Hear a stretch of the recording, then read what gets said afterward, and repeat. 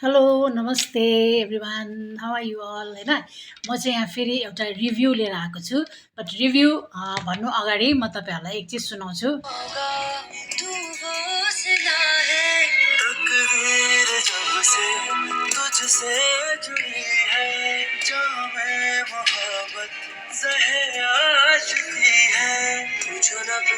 पूछो ना हम सताए हुए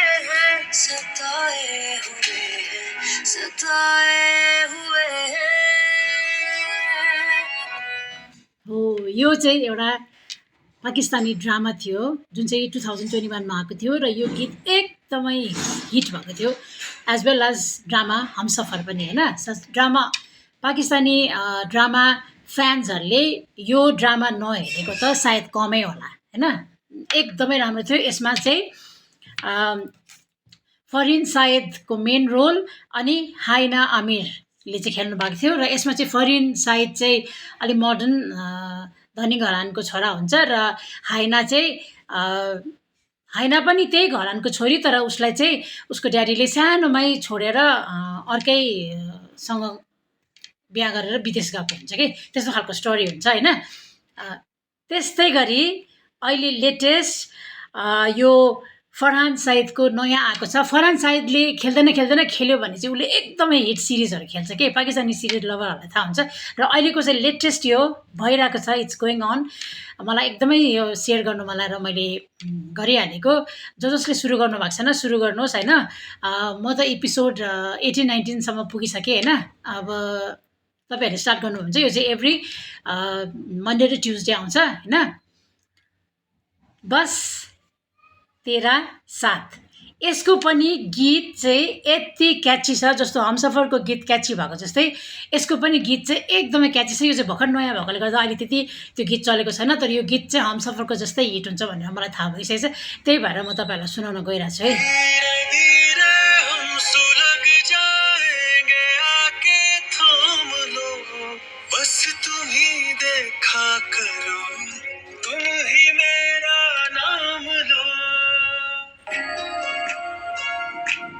यस्तो यो गीतले मलाई टच गरेको, जस्तो कि त्यो हमसफरको गीतले टच गरेको जस्तै यो गीत प्लस सिरिज पनि यति राम्रो छ। जसले सुरु गर्नु भएको छैन सुरु गर्नुहोस्। जस्तो हमसफरमा चाहिँ केटा मोडर्न अनि केटी मोडर्न नै भयो भने केटी दुःख पाएको हेलित केटी हुन्छ। यसमा चाहिँ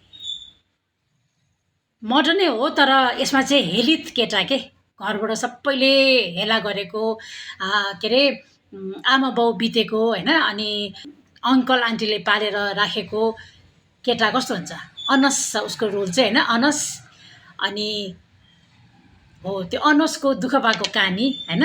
अनि अनसले चाहिँ एकदम सोझो एकदम सिधा सादा केटा होइन, जसले पनि घरमा काम अराउने हेप्ने, त्यस्तोले चाहिँ एउटा अंशा भन्ने केटी जुन चाहिँ यो साना जावेदले खेल्नु भएको छ। र अंशा पनि एउटा ठिकैको घरानको केटी हुन्छ, तर जुन चाहिँ उनीहरूको कसरी चाहिँ मेलमिलाप हुन्छ र कसरी चाहिँ भनेर यो भर्खरै सुरु भइरहेको छ होइन कहानी। तर यसमा चाहिँ हेलित केटा अनि अलिक स्मार्ट बोल्ड केटीको कहानी छ।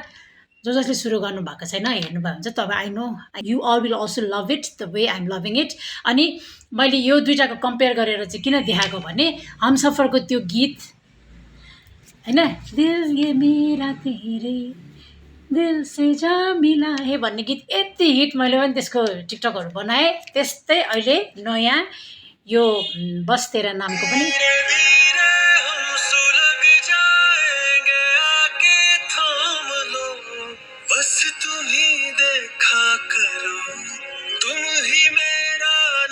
यस्तो क्याची गीत छ के। अब यो गीत पनि त्यस्तै सुपर हिट हुने मलाई छ। जसले यो सुरु गर्नुभएको छैन, बस तेरा नाम अहिले चलिरहेको छ, एभ्री मन्डे एन्ड ट्युजडे आउँछ, प्लिज हेर्नु होला होइन। यस्तै मलाई कुनै पनि सिरिजहरू या कुनै पनि उसले मलाई घट पऱ्यो भने म फेरि पनि आएर तपाईँहरू सामु सेयर गर्ने नै छु। Till then please those have not watched Bas Tera Naam र जो चाहिँ फरहान साइद हेर्दाखेरि एकदम नेक्स्ट डोर बोय भन्छ नि, सिम्पल खाले के हिरो छ, तर he is a very brilliant actor होइन। अनि मलाई यो साना जावेदको चाहिँ मैले फर्स्ट टाइम हेर्दैछु, लभिङ हर एक्ट अल्सो। सो जसले हेर्नु भएको छैन सुरु गर्नुभएको छैन प्लिज सुरु गर्नुहोस् है। 18-19 एपिसोडसम्म पुगिसकेको छ। सो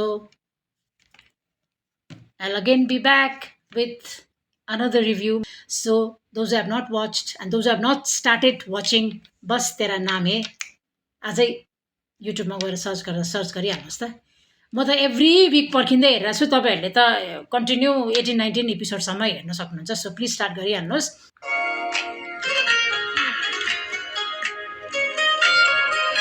अगर मैं तुम्हें अपने घर से निकाल दूं तो नहीं मैं मजाक कर रही थी So be there and I'll be again back with another review if anything touches my heart.